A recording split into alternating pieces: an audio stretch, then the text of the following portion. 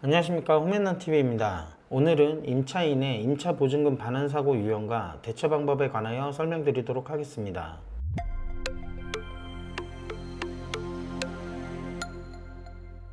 먼저 관련된 기사를 보시죠. 원희룡 국토부 장관 전세사기 예방대책 내놓겠다. 기사에서 중요한 부분만 정리해 기사 내용과 대처 방안을 분석해 보도록 하겠습니다. 허그는 세 가지 주요 전세 사기 유형을 소개했다. 첫 번째 사기 유형입니다. 갭투기는 임대인이 자기 자본 없이 임차인으로부터 주택 매매 가격 이상의 높은 보증금을 받아 주택을 취득한 후 악의적으로 보증금을 미반환하는 형태다. 이 부분이 시장에서 보편적으로 가장 많이 발생하는 문제입니다. 가장 좋은 방법은 본인이 계약하는 주택의 기존 담보와 보증금 합산한 부채 비율을 반드시 확인하셔야 되며, 부채 비율의 기준은 개개인마다 편차가 있을 수 있으니 최악의 경우 내가 지급하는 보증금으로 해당 주택을 매입할 수 있다 생각하시면 개개인마다 기준은 좀 더 명확해질 수 있다고 생각합니다. 그리고 이 부분에는 허그도 책임이 있다고 생각합니다. 현재 허그의 보증보험 기준이 너무 높습니다. 보증보험 가입 기준이 높다는 건 시장에 그 가격만큼 올려도 된다는 메시지로 전달될 수 있습니다. 그 금액만큼 국가의 공공기관에서 책임져 주니 소비자에게는 적정한 금액이라 전달될 가능성이 매우 큽니다. 결론적으로는 임차인의 부담감을 늘리는 상황이 될 수도 있다고 생각합니다. 제가 부동산 현업에 종사할 때 모 대기업 B2B 계약을 체결하고 사택 임대차 계약을 담당하였습니다. 당시 기준으로 아파트 오피스텔은 해당 주택의 융자와 전세 보증금이 매매 시세 대비 60%가 넘어가면 임대차 물건의 계약을 진행할 수 없습니다. 단, 임대인이 다른 재산권의 60%가 넘는 나머지 차액에 대하여 담보를 제공하면 가능하기도 합니다. 단독 다가구 주택이나 빌라 다세대 주택의 경우 보증금이 낮은 월세를 제외하고는 물건 보고서의 등재도 쉽지 않습니다. 그 외에도 해당 주택을 담보로 은행에 돈을 빌린 경우도 등기부 등본에 근저당 설정을 총 채무 금액의 120%로 설정되어 있습니다. 즉, 해당 주택에 변동이 생길 가능성을 대비해 각 기업의 기준에 따라서 안전한 기준을 정한다는 것입니다. 허그의 전세보증보험 또한 보증금 반환에 문제가 생길 경우를 대비해 만들어진 보험 상품입니다. 다시 말해 해당 주택이 문제가 발생될 시 대위 변제가 가능한 명확한 기준을 제시할 수 있어야 된다고 생각합니다. 그리고 여러분들이 생각하시는 것보단 우리나라 법과 제도가 잘 되어 있는 부분도 많습니다.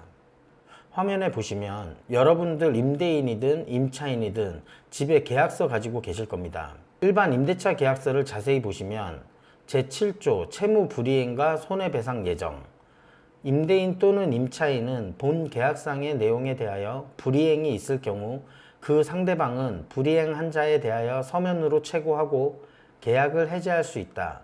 이 경우 계약 당사자는 계약 해제에 따른 손해배상을 각각 상대방에게 청구할 수 있으며, 손해배상에 대하여 별도의 약정이 없는 한 계약금을 손해배상의 기준으로 본다 라고 명시되어 있습니다. 예를 들어 임대차 계약 만료 시 임대인이 임차인에게 보증금 미반환 시 임차인은 즉시 임차권 등기를 신청하고 기존의 계약력을 유지한 다음 임대인에게 손해배상 청구할 시 별도의 약정이 없는 한 임대인은 임차인에게 계약금에 준하는 손해배상금을 지급하여야 합니다.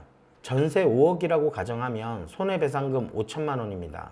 제가 이 말씀을 드리는 건 위 내용 중 별도의 약정이 없는 한 계약금을 손해배상의 기준으로 본다, 이 부분을 다시 해석하면 임대인과 임차인이 쌍방 간 위 내용을 숙지하고 서로 적정 수준의 기준을 명확히 명시하고 본인들의 약정한 내용에 대하여 서로 책임질 수 있는 환경이 만들어지는 게 중요하기 때문입니다.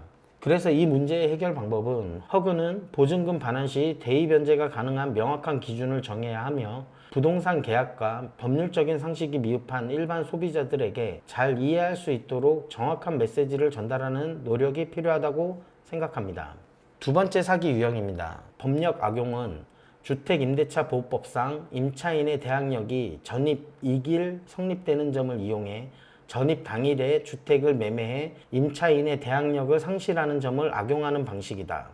계약 당시 특약에 임대인은 해당 목적물에 대하여 임차인이 전입신고 효력이 발생하는 계약 다음 날까지 계약 당시 상태로 유지하며, 위 사항에 문제가 있을 시 임대인은 즉시 임차인에게 임차 보증금을 반환하기로 한다라는 특약을 기재하면 예상치 못한 피해를 막을 수 있습니다. 세 번째 사기 유형입니다. 고지 의무 위반은 임대인이 국세 체납 사실을 숨기고 계약을 체결하고 국세 체납으로 경매 발생 시 임차인 보증금이 국세보다 후순위 돼 피해가 발생하는 유형이다. 계약 당시 특약에 잔금 시 임대인은 임차인에게 미납세금 열람서, 국세, 지방세 완납 증명서를 통해 미납세금이 없음을 확인시켜 주기로 한다라는 특약을 기재하면 예상치 못한 피해를 막을 수 있습니다. 두 번째와 세 번째 상황의 경우 실제 현장에서 어렵지 않냐라는 의견도 있으실 겁니다. 전 그렇게 생각하지 않습니다. 위 서류를 요구하는 임차인이 늘어나면 늘어날수록 시장은 그렇게 바뀝니다. 임차인에게 전월세를 공급해줄 임대인이 필요한 것처럼 임대인에게도 전월세를 수요해줄 임차인이 필요하기 때문입니다. 임차인들의 전세보증금은 사회초년생에게는 전 재산이고 중년 세대에게는 유일한 노후자금일 수도 있습니다. 본인의 자산을 지킬 수 있는 당연한 권리라고 생각합니다. 그리고 시장에는 악용하는 임대인보다 그렇지 않은 임대인들이 훨씬 많습니다. 보증사고 내용은 아니지만 국토부는 국정과제를 통해 임차인 보증금 보험료 할인을 강화해 더 많은 임차인이 전세보증을 가입하는 방안도 고민하고 있다. 화면에 보시는 것처럼 허그 보증료 최소치로 환산해도 아파트는 연간 0.115%, 그 외 주택은 0.139%, 산출하면 현행 임대차법 기준으로 보통 임차의 경우 4년으로 정하면 아파트는 0.46%, 그 외 주택은 0.56%로 중개 수수료보다 더 많은 비용이 발생합니다. 보증금 반환보험이라는 상품 자체가 운영업체 입장에서는 사고가 발생할수록 돈을 버는 구조입니다. 보증료로 1차 수익을 벌고 문제 발생 시 임차인에게 지급한 보증금을 임대인에게 청구하여 이자 소득이 발생되는 구조입니다. 즉 사고 발생 후 허구 기준으로 6개월 이내면 이자 수익 연 5%, 그 이후부터는 연 12%의 수익이 발생하는 구조입니다. 이 부분이 앞서 말씀드린 권리 분석이 중요한 이유입니다. 오늘 영상도 여러분에게 많은 도움이 되셨으면 좋겠네요. 다음에도 좋은 영상으로 찾아뵙도록 하겠습니다. 시청해 주셔서 감사합니다.